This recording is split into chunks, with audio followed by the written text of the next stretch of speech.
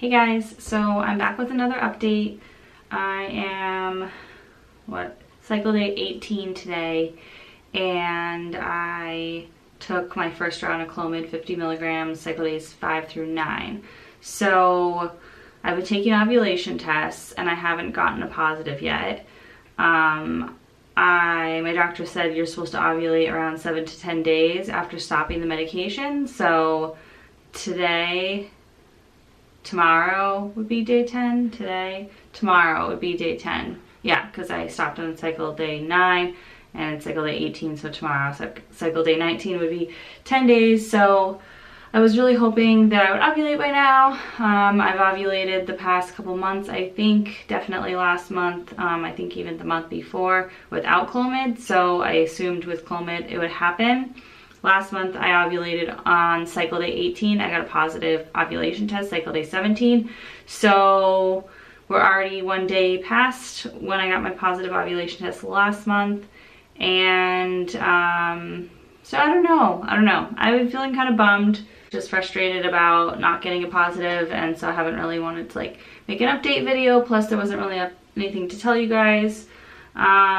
Symptoms wise, after I stopped the Clomid, the hot flashes or like the night sweats, whatever I was having, subsided, and I didn't really have many symptoms. Like I kind of feel like my ovaries were a little bit sore, but it's hard to tell if that's actually what that was. And the past few days I've had like a lot of like sharp kind of pinching, pulling feelings, but again, like sometimes it's just hard to tell exactly what it is, but it's definitely like something in my like uterus and ovaries. So but sometimes I would get that when I, other cycles, not even when I was ovulating. So there's just so many like little feelings you get throughout the month that you're just like, I don't know what that means. It could be a million things.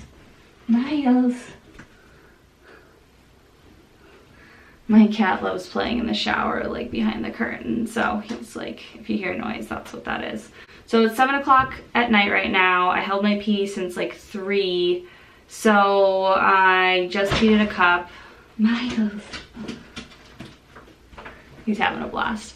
I just peed in a cup, and I'm gonna take an ovulation test now and see if maybe it's positive. I know it's like more diluted pee at night, but it's getting closer. I'm hoping so maybe it'll show up. I also was getting like really, I don't know, freaking out this morning. And I know this is one cycle, and like it'll happen another cycle if it doesn't happen this cycle, but every cycle is important, so whatever. Anyway, I don't need to tell you guys that. You guys know how it is. Every cycle matters. I was freaking out this morning, so I posted on Reddit to like my group that I'm part of, Trying for a Baby, I think it's called. No, Still Trying. And I said, explain what's going on. I'm cycle day 18. I haven't ovulated yet. Took 50 milligrams of Clomid for the first time. Like, is there still a chance? And 3 different people responded like right away and were like, yes, I ovulated on cycle day 20. I ovulated on cycle day 21. So that was really reassuring to hear. Like, it's so amazing that like there's these options of having social media for these types of things, because like years ago I'm sure women were just more alone when they were going through this, and now you cannot like commiserate and like share with other people who are going through things that you already went through, so you could explain to them what it was like for you and help them through it. So that was really awesome. It made me feel way better immediately, thinking maybe I'll still ovulate this cycle. So let me dip my tests and I'll be right back. So those are going through. Other symptoms that I've had, I've had like, a little bit of cramping here and there, like a little minor headache that only lasted for a few minutes here or there. My skin's broken out a few times, but that's every month, all the time really, so I don't know that that's a symptom.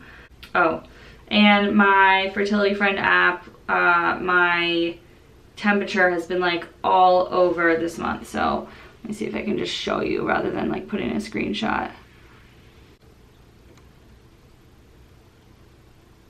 So I don't know if you guys can see that too well, but that's my temperature this month. And most of the time I've taken it at the exact same time of day, immediately as soon as I wake up. So yeah, I don't know what that means, but I'm not gonna read into it too much. And then the other thing is, like, my CM has been getting like a little bit more watery towards, like, you know, kind of stringy, like it does when you're gonna ovulate. So I know Clomid can affect your CM and make it different than it normally would be. So again, I'm like not really counting on that to mean anything, but maybe it means I'm getting closer to ovulation, because that's been happening like a little bit over the past like 2 to 3 days. So, you know, hopefully it's a good sign.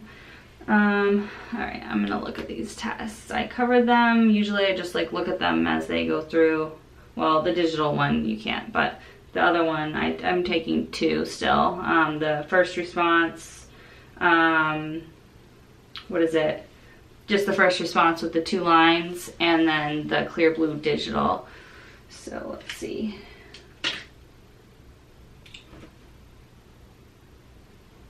What? It's positive. It's looking, well, oh my god, I did not expect that. Oh, this is exciting. Oh, I'm so glad. Wow. Okay, so here's this one. I can't believe it's turning positive. This is amazing. I didn't think we were gonna have a chance this month. So that's that one.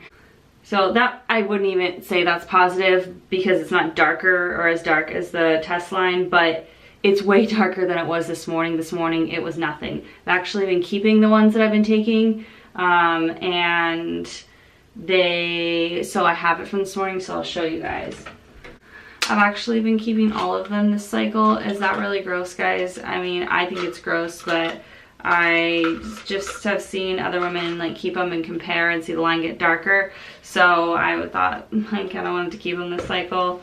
Anyway, so this morning, yeah, this is this morning.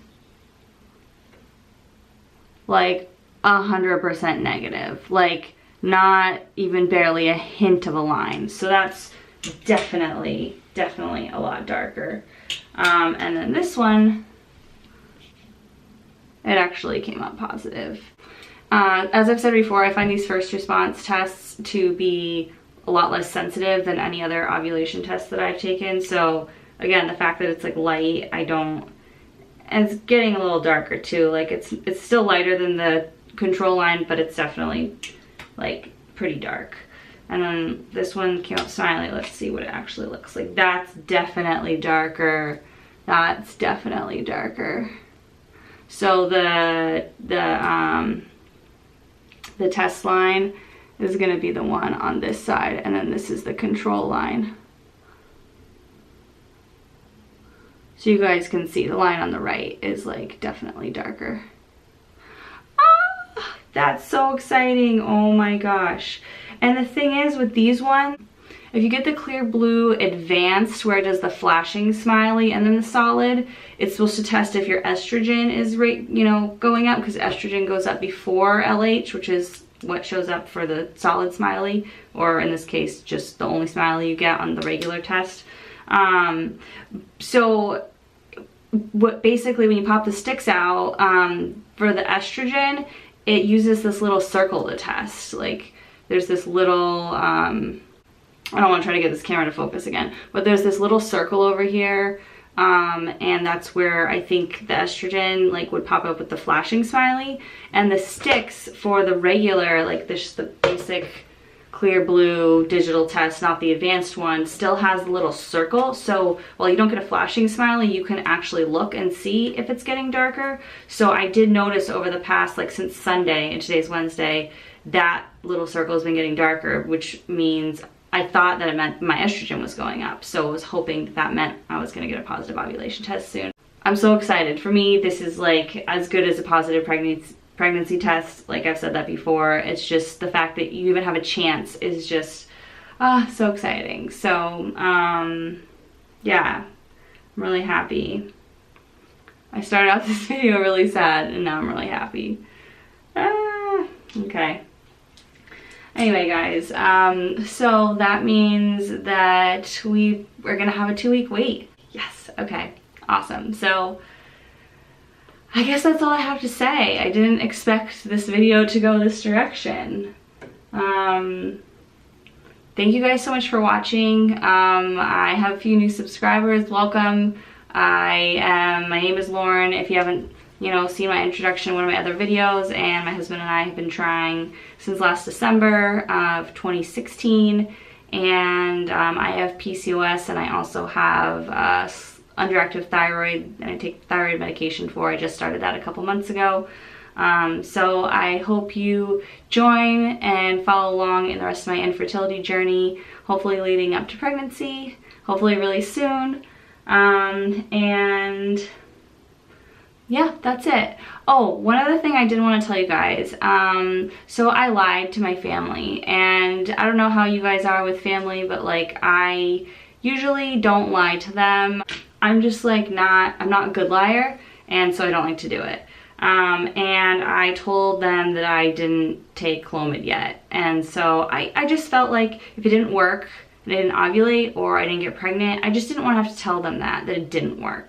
Like, I just want to tell them exciting news. And they know I have PCOS, and I've explained to them about like what's going on with all that, and thyroid medication, going to an endocrinologist, reproductive endocrinologist, so they know a lot, but I just didn't feel like telling them about the Clomid. So I felt kind of bad, but at the same time, I know it's what I need to do to protect myself right now. So, I don't know, what do you guys do? Do you tell your family what's going on? Like, who do you tell?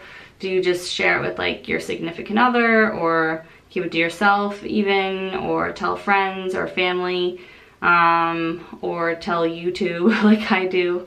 Because you got to share with somebody, but for me, like my family, I don't know, it's just not something I want to share with them right now. So anyway, I hope you guys have a good week, and I will give another update pretty soon. Okay, bye.